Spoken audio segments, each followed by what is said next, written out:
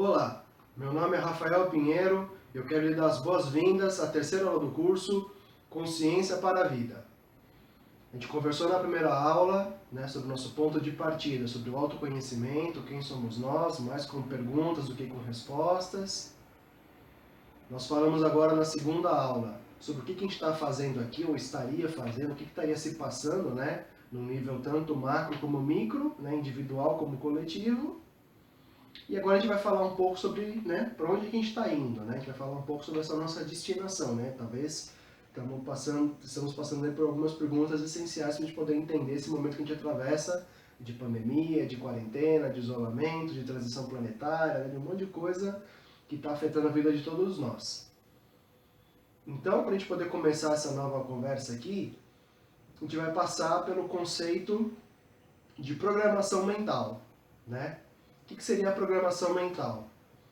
A gente tem uma série de conhecimentos que eles são prévios, no presente momento, a gente de repente já sabe, qual que é o gosto do açúcar, já sabe as direções cardeais, norte, sul, leste, oeste, ou então já sabe, de repente, falar português, se a gente não estaria se comunicando aqui agora, por exemplo, Então a gente tem uma série de conhecimentos prévios que eles acabam pautando a nossa conduta na vida, De repente a gente está parando um momento aqui da nossa jornada para poder discutir um pouco desses assuntos, a gente já tem o que a gente vai fazer depois, o que vai acontecer amanhã, a gente sabe por que as coisas aconteceram ontem como aconteceram, Então a gente tem toda uma configuração mental que ela está operando aqui agora, que está fazendo também a gente estar entendendo essas palavras, esses fonemas, essas trocas verbais aqui que a gente está fazendo no presente momento, Então, esse conjunto de aprendizados, de conhecimentos, de entendimentos prévios que a gente tem aqui no presente momento,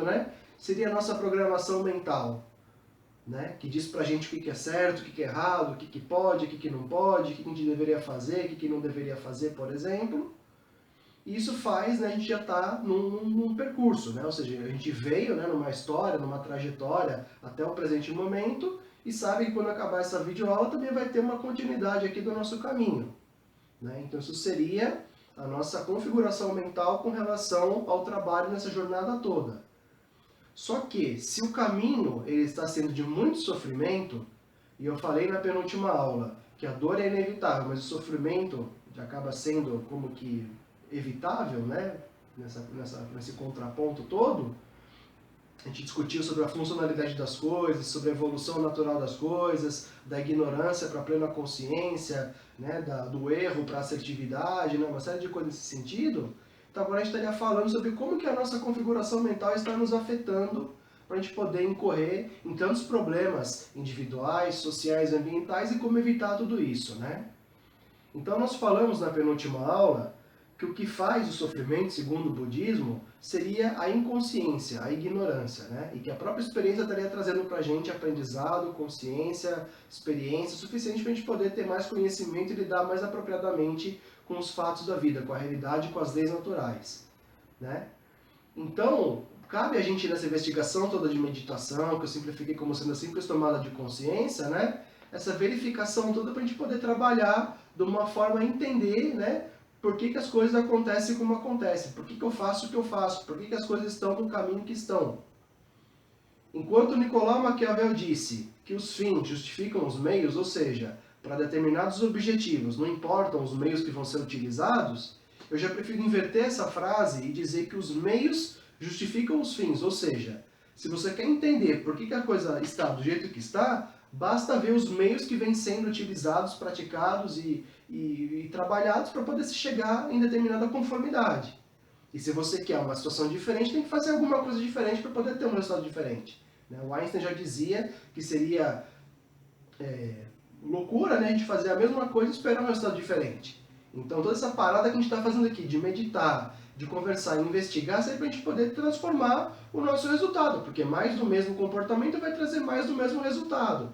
Então a gente tem conflitos individuais, sociais, ambientais, tem alguma coisa aqui na nossa cabeça que não está muito ajustada, que está fazendo a gente estar trabalhando com uma noção incompleta, talvez, da realidade, como eu falei, que conhecimento é diferente de sabedoria, Então seria talvez momento de a gente poder verificar, se o Stephen Covey, autor daquele livro, Os 7 Hábitos das Pessoas Altamente Eficazes, não estaria correto quando ele diz que a gente vive a era da sabedoria, não mais a era da informação e do conhecimento. Nós temos, talvez, excesso de informação, excesso de conhecimento disponível, o que é muito bom também. É bom a gente poder ter acesso à informação, por exemplo.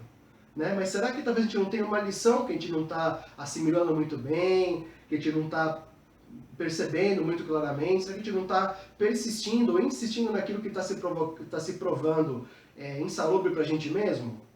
Né? Será que não tem alguma coisa que a gente está ignorando, que a gente está passando por cima, que a gente está atropelando? Né? Talvez muito em função dessa configuração mental que a gente tem de achar que de repente a gente precisa ter alguma coisa para ser quem a gente precisa ser, ou para a gente poder ser bom.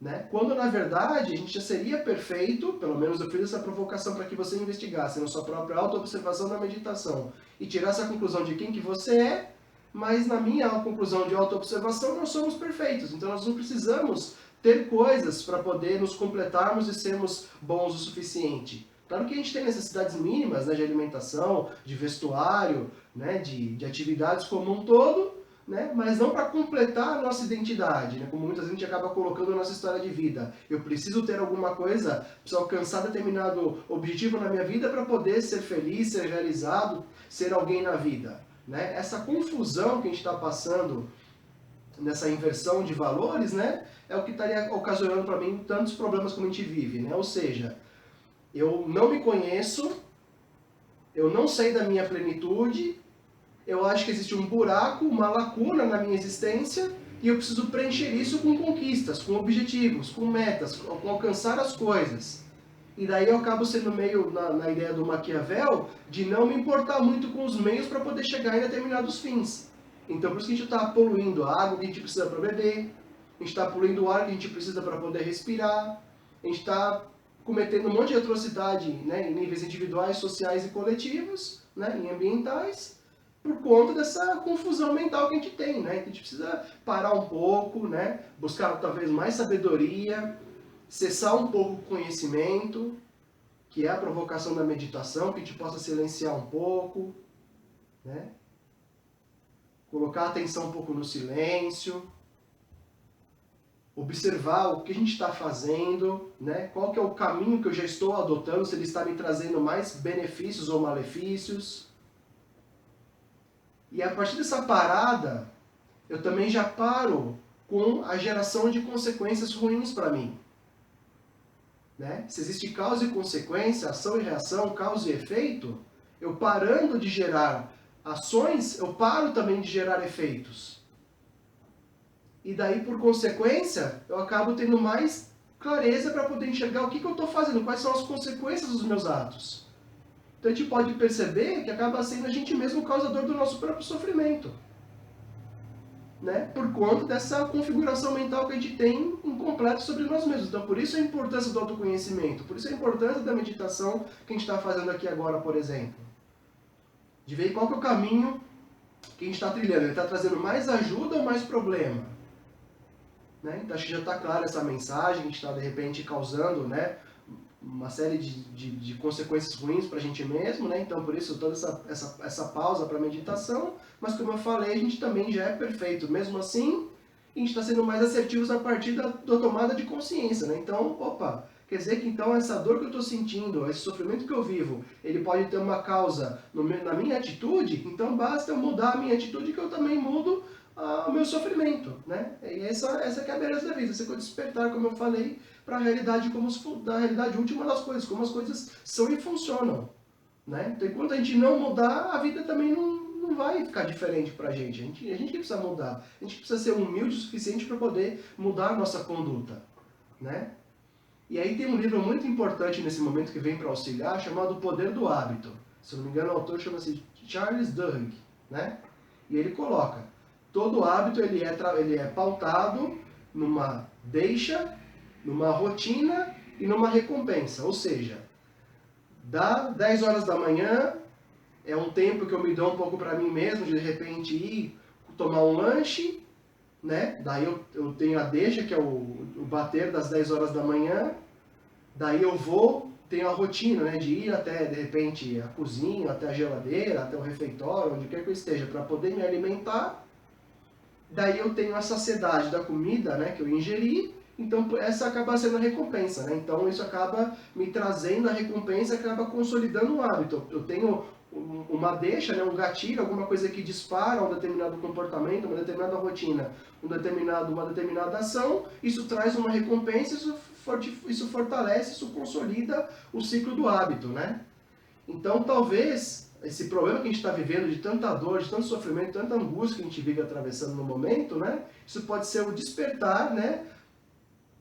Aquilo que vai nos fazer parar pelo amor ou pela dor, né? Para poder falar, puxa, né? Vamos tentar entender o que está acontecendo. Ter uma atitude filosófica para poder investigar causa e consequência, né? Então, falar, puxa, né? O que está acontecendo, né? O que eu posso fazer diferente? De onde que vem esse sofrimento todo? O que está se passando? A professora Lucilena Galvão, ela coloca o exemplo da goteira, né? Que quando tem uma goteira, né? A água caindo do teto e formando uma poça d'água no chão, tem aquele que ele é mais imprudente, que simplesmente pisa na poça d'água, espalha a sujeira para tudo quanto é canto. Tem aquela pessoa que é um pouco mais bem intencionada e que ela procura, né, de repente limpar aquela poça d'água, enxugar o chão, né, trabalhar alguma coisa para poder melhorar a situação. E tem a pessoa que tem uma postura filosófica que ergue a cabeça e fala, de onde que vem essa água? Né? Por que tem essa poça d'água no chão? O que está acontecendo? E ela fala que esse erguer a cabeça também ele é muito simbólico, no sentido de a gente também se erguer um pouco, né? Sair de repente de um vício de olhar só para o nível material, para o nosso umbigo, para a nossa ambição, né? E falar, puxa, né? De onde que vem esse sofrimento? De onde que vem tanto problema, né? E como eu estou dizendo, problema, causa e solução. Nós vivemos um conflito muito sério por conta da nossa ignorância que está nos levando para a nossa autoconsciência. Né? Para a plena consciência, para a gente ser assertivo e não causar mais sofrimento para a gente mesmo. A gente aprende pelo amor ou pela dor. Então talvez a gente tenha maximizado o nosso sofrimento de uma tal forma que está nos levando para um despertar para a gente parar com essa geração. A gente para pela dor, né? A gente gera tanta dor que a gente não aguenta mais e para. Que é o que a gente está vivendo atualmente, né? Com tantos problemas, como eu falei, individuais, sociais e ambientais. Então talvez essa esteja sendo a deixa para a gente poder refletir um pouco sobre tudo isso, né? Se filosofia é uma disciplina muitas vezes relegada, né? Deixada de lado nas faculdades, por exemplo, né? Nas escolas como um todo, então talvez agora seja deixa para a gente poder entrar um pouco mais na filosofia, talvez não à toa. Tem aqui no Brasil, por exemplo, né, o Mário Sérgio Cortella, Leandro Carnal, né, o Pondé, o Clóvis de Barros, né, tantos filósofos aparecendo, ganhando espaço, justamente por talvez a gente estar vivendo um momento de muitos conflitos, o que é perfeitamente natural e até saudável, né?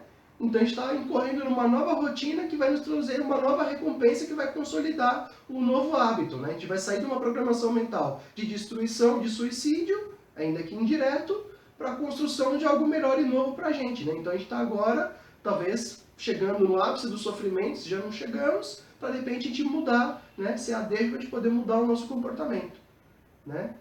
Então, que a gente possa aproveitar esse momento, né? Agradecer também por essa lição que o sofrimento está trazendo para a gente, que é aprendizado para o nosso ser, para a nossa evolução enquanto espíritos, como a gente falou, que está vivendo uma experiência humana aqui na Terra, né?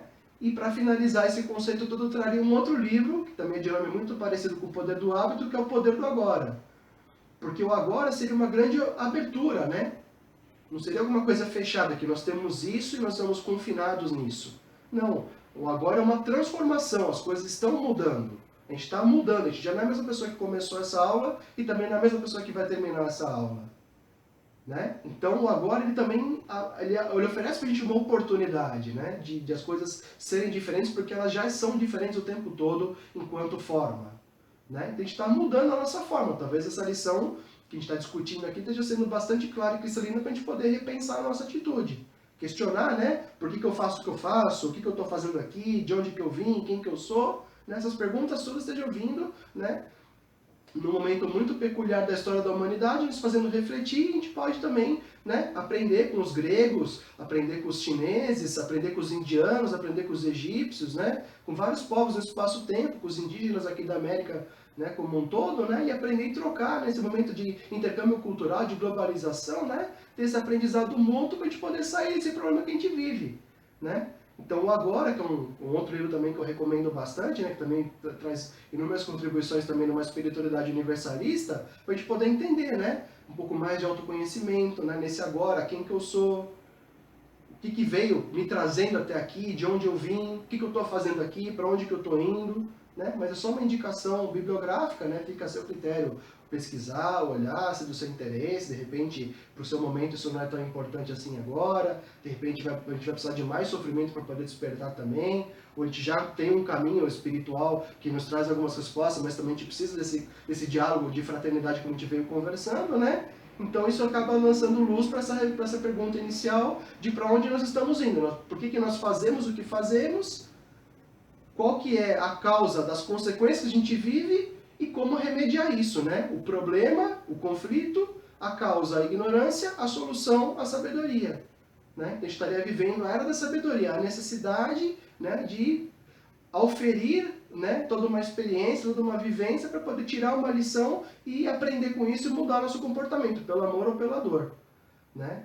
Então, algo muito profundo que eu trouxe aqui, né, que a gente talvez experiencie isso, né, na evolução do universo, né, de 15 bilhões de anos, né, uma transformação que nos está trazendo até o presente momento, né, de um clímax, né, do florescimento da consciência, como eu também trouxe, que está nos levando para a reflexão, e cabe a você então fazer a meditação nessas palavras todas e ver se tem alguma coisa na sua própria atitude que precisa mudar também. Assim como eu também busquei isso para mim, em primeiro lugar, para poder ter uma vida mais funcional, de repente a gente precisa também dessas discussões todas para poder trabalhar em nível mais funcional com as leis universais, com as leis naturais, com as leis que regem o universo, né?